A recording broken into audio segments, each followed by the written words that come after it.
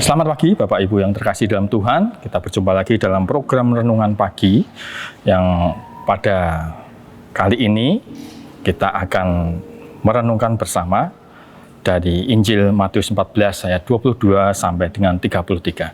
Sebelumnya marilah kita terlebih dahulu berdoa. Tuhan yang kami sembah, dalam nama Tuhan Yesus Kristus, kembali kami menghadap kehadirat-Mu Tuhan. Kami bersyukur untuk penyertaan Tuhan sepanjang hidup kami. Dan saat ini Tuhan, kami akan membaca, merenungkan firman Tuhan. Biarlah Tuhan sendiri yang akan memberkati. Firman-Mu dapat memberikan pencerahan ataupun mengubah hidup kami sehingga semakin berkenan di hadapan Tuhan dan hidup kami boleh memuliakan nama Tuhan. Terima kasih Tuhan Yesus. Hanya dalam nama-Mu kami berdoa dan ucapkan syukur. Amin. Injil Matius ayat yang ke-14. Pasal 14 ayat 22 sampai 33, Yesus berjalan di atas air. Sesudah itu, Yesus segera memerintahkan murid-muridnya naik ke perahu dan mendahulinya ke seberang. Sementara itu, ia menyuruh orang banyak pulang. Dan setelah orang banyak itu disuruhnya pulang, Yesus naik ke atas bukit untuk berdoa seorang diri. Ketika hari sudah malam, ia sendirian di situ. Perahu murid-muridnya sudah beberapa mil jauhnya dari pantai dan diombang-ambingkan gelombang karena angin sakal. Kira-kira jam 3 malam, datanglah Yesus kepada mereka berjalan di atas air. Ketika murid-muridnya melihat dia berjalan di atas air, mereka terkejut dan berseru, "Itu hantu!" Lalu berteriak-teriak karena takut. Tetapi segera Yesus berkata kepada mereka, "Tenanglah, aku ini, jangan takut." Lalu Petrus berseru dan menjawab dia, "Tuhan, apabila Engkau itu, suruhlah aku datang kepadamu berjalan di atas air." Kata Yesus, "Datanglah." Maka Petrus turun dari perahu dan berjalan di atas air mendapatkan Yesus. Tetapi ketika dirasanya tiupan angin, takutlah ia dan mulai tenggelam, lalu berteriak, "Tuhan, tolonglah aku." Segera Yesus mengelurkan tangannya, memegang dia dan berkata, "Hai orang yang kurang percaya, mengapa engkau bimbang?" Lalu mereka naik ke perahu dan angin pun redalah. Dan orang-orang yang ada di perahu menyembah dia, katanya, "Sesungguhnya engkau anak Allah." Demikian firman Tuhan. Bapak, Ibu, Saudara yang terkasih di dalam Tuhan, kita baru saja mendengar kisah di mana Yesus berjalan di atas air. Yesus berjalan dari pantai, menghampiri perahu murid-muridnya yang tadinya ada di pantai, tapi karena diombang-ambingkan gelombang, perahu itu menjauhi pantai sampai beberapa mil jauhnya. Di sini Yesus melakukan perbuatan yang mustahil, berjalan di atas air. Sesuatu yang tidak mungkin dilakukan manusia. Sesuatu yang bertentangan dengan hukum alam, di mana manusia tidak bisa berjalan di atas air. Berenang mungkin bisa, menyelam juga bisa, tetapi berjalan di atas air, kita pun semua pasti sepakat bahwa itu adalah sesuatu yang mustahil. Namun ketika yang melakukan itu Yesus, kita bisa mempercayainya karena dia Tuhan. Tuhan yang Maha Kuasa, Tuhan yang bisa melakukan perkara-perkara yang manusia tidak bisa lakukan.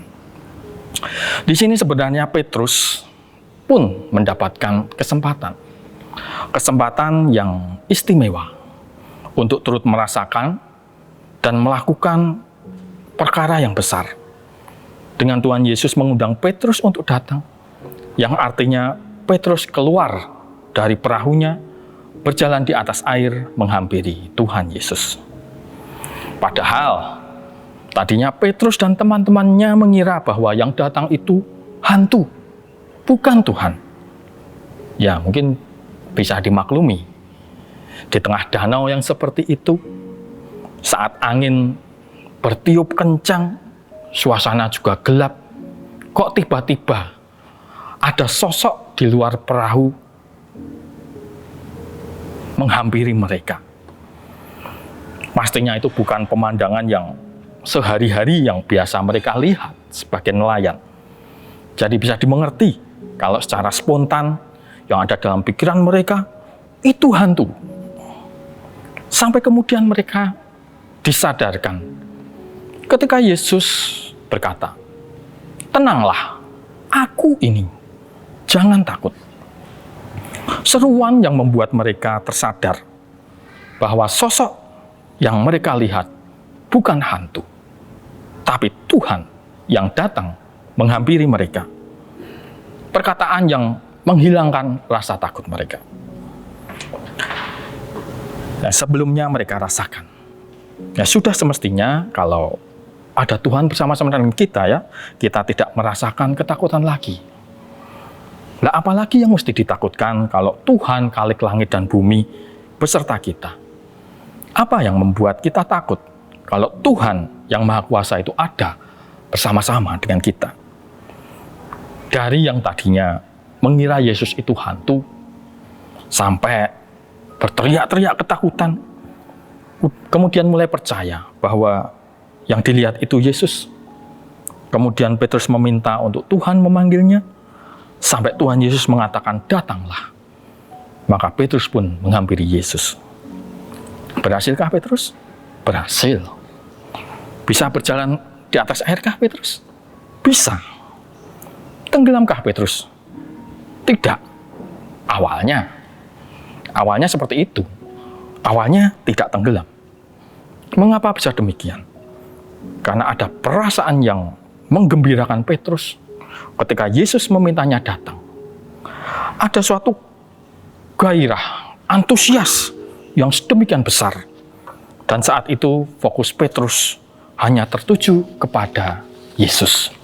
Dia tidak memikirkan yang lain. Itulah yang membuat Petrus bisa berjalan di atas air seperti Yesus. Awalnya tidak tenggelam, tapi lama-kelamaan mulai tenggelam. Seiring dengan rasa takut yang mulai dirasakannya ketika Petrus merasakan terpaan angin di sekitarnya. Petrus mulai berpikir bahwa angin itu bisa mengempasnya, bisa menenggelamkannya. Petrus mulai takut. Dan sebenarnya ketakutannya inilah yang membuatnya tenggelam.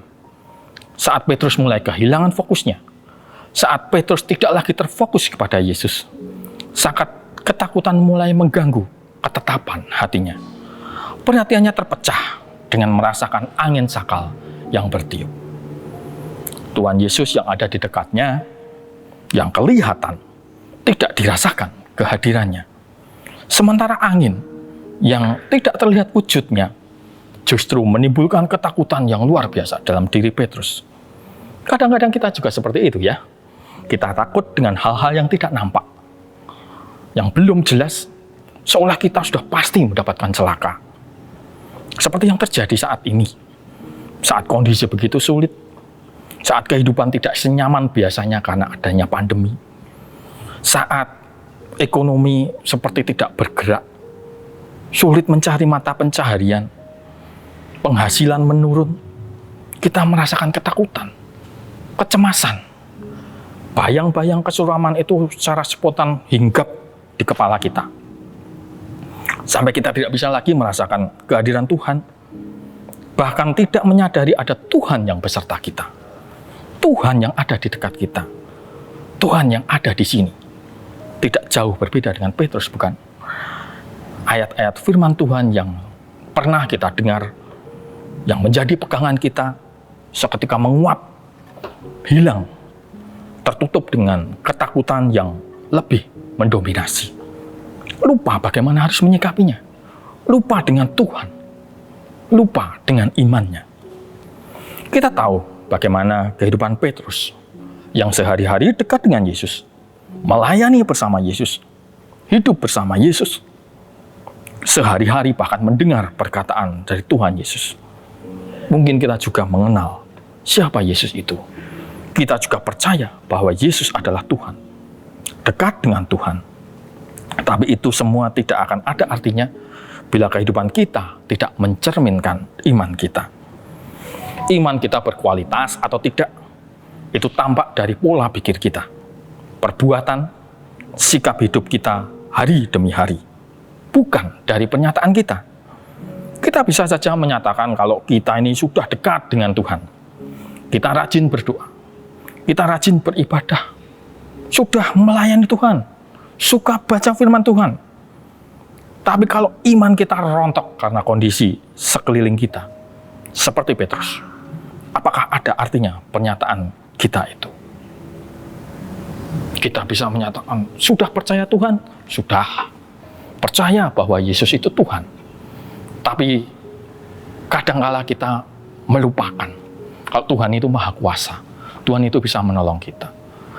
Kalau sekedar percaya, iblis pun percaya kalau Yesus itu Tuhan. Ketika roh jahat itu merasuki orang Gerasa, iblis pun mengatakan, Yesus anak Allah. Itu ya, percaya kepada Tuhan. Mungkin kita bisa mengatakan sudah dekat kepada Tuhan. Tapi dekat dengan Tuhan tidak berarti tidak akan bisa jatuh. Petrus tenggelam itu justru ketika dekat sekali dengan Tuhan. Ketika dia jauh, dengan antusias menghampiri Tuhan, berjalan di atas air. Justru ketika dekat, imannya porak-poranda. Petrus pun jatuh. Iman adalah bagaimana kita menyerahkan diri kita sepenuhnya kepada Tuhan. Berserah penuh kepada Tuhan. Apapun yang terjadi. Percaya bahwa Tuhanlah yang menguasai diri kita. Menyerahkan kepada Tuhan, biar Dia yang pimpin hidup kita. Saat itulah Tuhan yang akan memberikan kekuatan kepada kita. Tuhan yang akan memampukan kita sehingga kita bisa melangkah dalam kehidupan kita. Dengan demikian, ketika kita ada dalam permasalahan, kita tetap tenang. Ketika dalam kesesakan, kita tetap dapat bersyukur. Ketika kita dalam kesakitan, kita tidak berputus asa. Ketika kita terdesak oleh keadaan, kita tidak tergoda untuk berbuat dosa. Kita tidak korupsi sekalipun kesempatan itu ada. Dan mungkin keuangan kita juga mepet. Tidak mengambil hak orang lain, sekalipun mungkin kita juga sedang berkekurangan. Kenapa bisa begitu? Ya karena sudah tidak ada lagi ketakutan. Kenapa tidak takut? Ya karena kita sudah menyerahkan hidup kita kepada Tuhan. Hidup ini milik Tuhan. Bahkan kematian pun tidak membuat kita menjadi gentar. Asal mati di dalam Tuhan, bukankah hidup adalah Kristus, mati adalah keuntungan. Petrus, orang yang dekat dengan Tuhan Yesus itu tenggelam.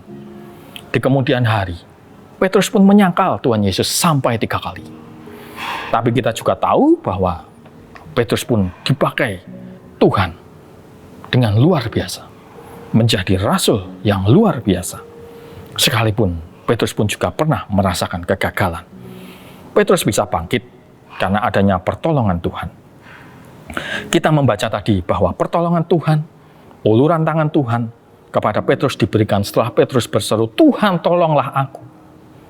Di sini menunjukkan adanya pengakuan dari Petrus bahwa dia orang yang tidak memiliki kekuatan apa-apa. Lemah, tidak berdaya, butuh pertolongan, butuh uluran tangan Tuhan. Tuhan menolong? Ya. Tuhan mengulurkan tangannya? Ya. Petrus ditolong untuk bangkit kembali. Sekalipun dengan teguran. Ditegur dengan keras. Hai orang yang kurang percaya, mengapa engkau bimbang? Sepertinya ini juga membuat kita berpikir untuk tidak alergi dengan yang namanya teguran. Didikan, karena itu dapat menolong kita dari tenggelamnya kita. Jangan menjadi orang Kristen yang cengeng. Jangan menjadi orang Kristen yang mudah mengeluh. Tapi menjadi orang Kristen yang tangguh. Yang dewasa. Yang bisa memakan makanan yang keras. Sebagaimana dimaksudkan dalam Ibrani 5 ayatnya yang ke-14. Jadi, mari kita serahkan hidup kita sepenuhnya kepada Tuhan. Percaya, Dia akan membimbing, Dia akan mendidik, menolong, dan tidak akan ditinggalkan. Sehingga kita tidak lagi menjadi takut ataupun bimbang oleh apapun kondisi yang kita alami, yang ada di sekitar kita. Janganlah kita berhenti pada kebanggaan status sebagai anak Tuhan, orang Kristen, orang beragama. Banyak orang beragama, tapi tidak bertuhan. Banyak orang bertuhan, tapi tidak beriman. Apa gunanya? Marilah kita refleksikan iman kita dengan benar dalam perbuatan kita sehari-hari. Amin. Tuhan Yesus memberkati. Mari kita berdoa. Tuhan, kembali kami datang kepadamu Tuhan. Kami bersyukur untuk firman-Mu. Kami boleh belajar dari kisah hidup Petrus. Untuk kami tetap berpegang kepadamu. Apapun yang terjadi. Untuk kami menyerahkan hidup kami. Dan percaya bahwa Yesus yang memimpin hidup kami, yang menolong hidup kami. Kami percaya Tuhan tidak pernah meninggalkan kami. Terima kasih Tuhan, biarlah firman-Mu pada hari ini betul-betul memberkati kami. Betul-betul tertanam di dalam hati kami. Bahkan berakar kuat, bertumbuh dan berbuah dalam kehidupan kami sehari-hari. Kehidupan kami yang kami persembahkan kepadamu sebagai ibadah kami yang sejati.